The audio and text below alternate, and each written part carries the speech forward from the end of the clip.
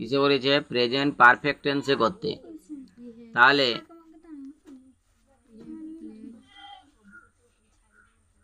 টেন্সে যখন ট্রান্সফার করতে বলবে তখন আমাদেরকে একদম ফোকাস করতে হবে এই মেন ভার্বের উপরে। কোথায়?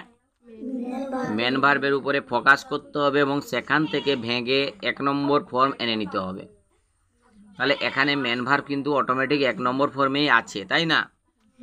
এবারে আমাদের যেতে বলেছে কিসে? প্রেজেন্ট পারফেক্ট টেন্সে যেতে বলেছে। তার মানে আমরা সাবজেক্টের জায়গায় বসিয়ে দিলাম, কোনো কষ্ট নেই। এবারে যেহেতু প্রেজেন্ট পারফেক্টে যেতে বলেছে, আমরা সরাসরি কোথায় যাব? প্রেজেন্ট পারফেক্ট টেন্সের গঠনে। তাহলে প্রেজেন্ট পারফেক্ট টেন্সের গঠনে সাবজেক্টের পরে কি বসে? কি বসে? হ্যাভ বা হ্যাজ। তাহলে উই হ্যাভ বসলো। তারপরে কি বসে? ভার্বের 3 নম্বর ফর্ম। তাহলে প্লেট হয়ে গেল। তারপরে হাডুডু আছে, হাডুডু লিখে দিলাম।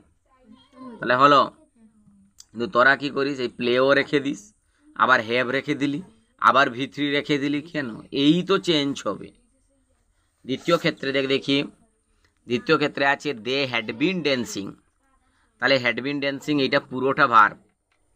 হ্যাড বিন ড্যান্সিং এইটা পুরোটা ভার্ব। কিন্তু এখান থেকে আমি যদি 1 নম্বরে যাই, মূল ভার্ব হচ্ছে ড্যান্স। মূল ভার্ব হচ্ছে ড্যান্স। আমাকে যেতে বলেছে কিসে? প্রেজেন্ট কন্টিনিউয়াসে। কিসে যেতে বলেছে? প্রেজেন্ট কন্টিনিউয়াসে যেতে বলেছে। তাহলে আমি যাব কি করে? তাহলে সাবজেক্ট বসিয়ে দিলাম এবং সরাসরি প্রেজেন্ট কন্টিনিউয়াস টেন্সের গঠনে চলে যাব।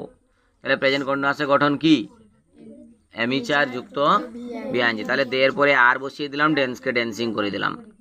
হ্যাঁ, অনেকে কি করে? এই হেডবিনও রেখে দিল, দিয়ে তারপরে আর বসালো, দিয়ে তারপরে কেন? হেডবিন থাকবে না। হেডবিন এসছিল কিসের জন্য? হেডবিন এসছিল পারফেক্ট কন্টিনিউয়াস টেন্সের জন্য। এখানে হেডবিন থাকবে না। এটা যেহেতু প্রেজেন্ট কন্টিনিউয়াস টেন্স হয়ে যাচ্ছে, এখানে আর হয়ে যাবে। কি বললাম? বোঝা গেল? হ্যালো, হয়ে গেল প্রেজেন্ট কন্টিনিউয়াস টেন্স। তারপরে উই স এ বার্ড, এটাকে পাস্ট কন্টিনিউয়াস করতে বলেছে। বলেছে তো কি হয়েছে? সো আছে, আমি তো মেন ভার্বকে নিয়ে কাজ করব। সো এর 1 নম্বর ফর্ম কি? সি। হয়ে গেল। পাস্ট কন্টিনিউয়াস করতে বলেছে, পাস্ট কন্টিনিউয়াসের ফরম্যাটে লাগিয়ে দিব। তাহলে উই পাস্ট কন্টিনিউয়াস টেন্সের গঠন কি? Was were B I N G. তাহলে এখানে কি বসিয়ে দিব? We were sing. We were sing a bird. We were sing a bird. তারপরে কি আছে? They are not drawing a picture. এটা নেগেটিভ আছে, এটা একটু মাথায় রাখতে হবে যে যেহেতু নেগেটিভ আছে তাহলে কি করব, তাই তো?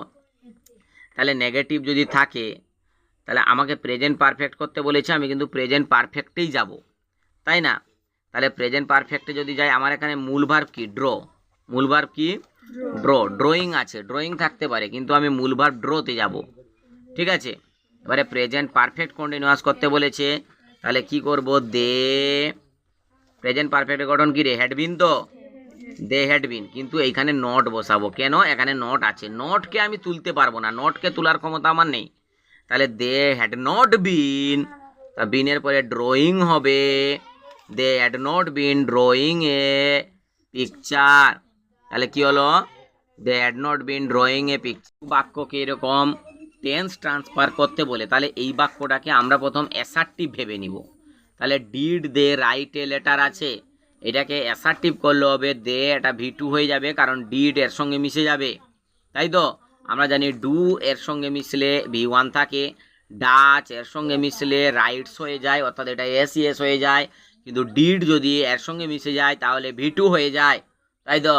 তাহলে ডিড যেহেতু এর সঙ্গে মিশে যাচ্ছে, V2 হয়ে যাচ্ছে। তাহলে যদি অ্যাসার্টিভ করি তাহলে এরকম দাঁড়াবে, দে রট এ লেটার। এবারে আমাকে বলেছে প্রেজেন্ট কন্টিনিউয়াস টেন্সে যেতে, আমার মূল ভার্ব হচ্ছে রট, রটের 1 নম্বর ফর্ম হচ্ছে রাইট, তাই তো? তাহলে এবারে আমি প্রেজেন্ট কন্টিনিউয়াসে যাব, তাহলে কি লিখবো? দে আর রাইটিং এ লেটার, তাই তো? দে আর রাইটিং লেটার। এবারে আমার কিন্তু প্রশ্নে ছিল বাক্য, প্রশ্নে মানে অক্সিলারি ভার্ব প্রথমে ছিল, এখানে আবার অক্সিলারি ভার্বকে প্রথমে নিয়ে চলে আসবো। তাহলে কি লিখবো? Are they writing a letter.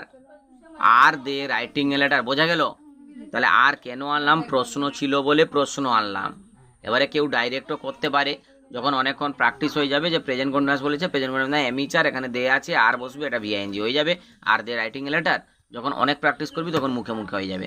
R practice না করলে এরকম ধাপে ধাপে করতে হবে।